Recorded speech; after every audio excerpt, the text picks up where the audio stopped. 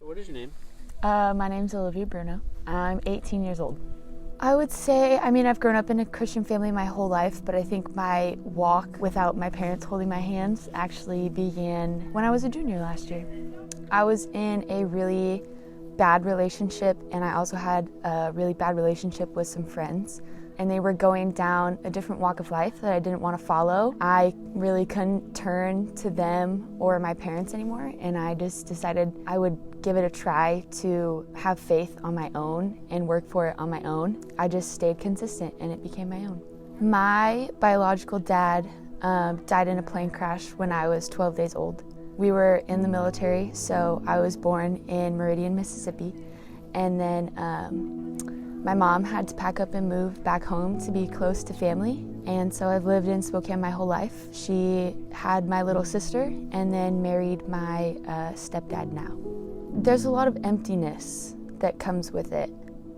It's kind of hard to wrestle with the fact that I've never seen my own father's face or known his smile or his voice or gotten the love from my actual father. And I do love my stepdad, but it's different when it's not your own blood, I guess. And I run cross country, which is the sport that my dad did. So having to walk through that sport without the mentor that I could have had was really hard.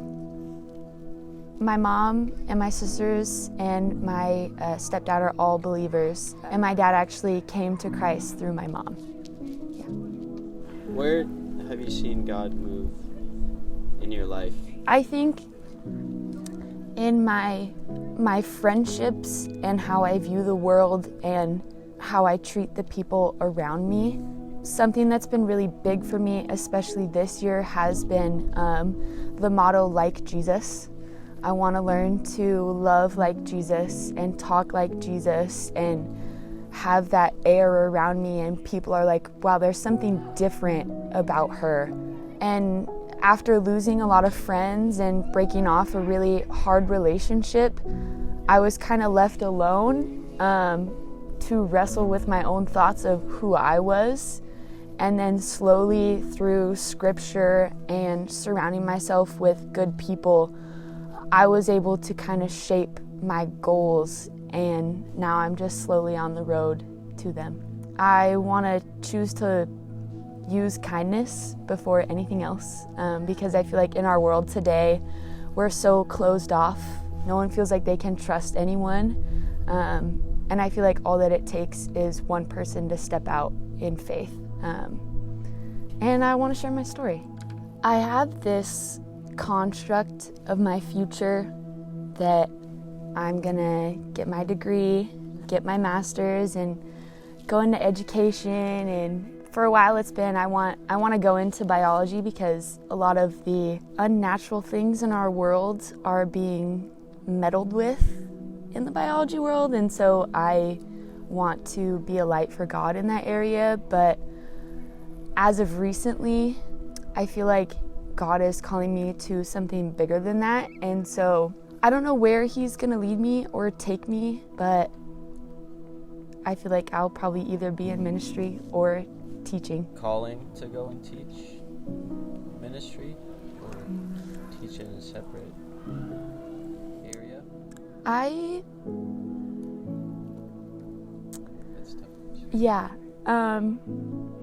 I feel like as of recently, I have been being called to speak, to not keep to myself anymore, and to share everything unfiltered and just be real with people.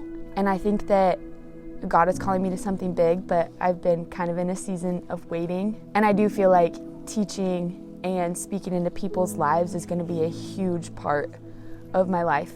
I've always been someone who likes to talk, but now it's become more of like, no, don't talk about just the good things or the really exciting things. It's like, be real with people and share who you are, because that's how you're going to make an impact. So what would you say to people who might be struggling with identity or mentorship?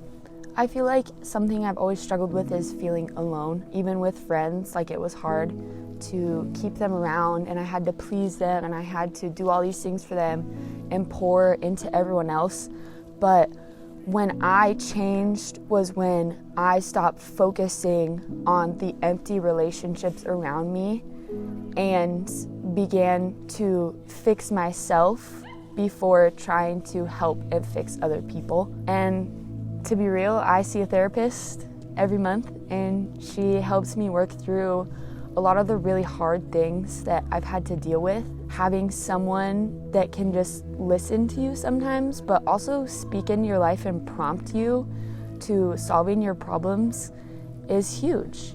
And I mean, just pouring into God and seeking Him out. I think the hardest thing is people want to hear from God, but they're not willing to look for Him or search for Him or call out to Him. They just want Him to appear. And I had to cry out to God. I had to hit that breaking point and be like, I have nothing left except God.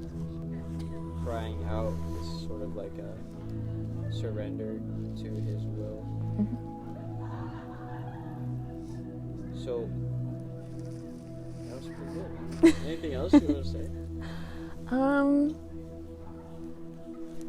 Just love others, because it makes you so much happier when you're treating everyone else the same way you'd want to be treated. And don't let drama surround your life, because it only brings you down. Yeah. Okay. Cool. Cool. You feel good about that? I do. I liked it.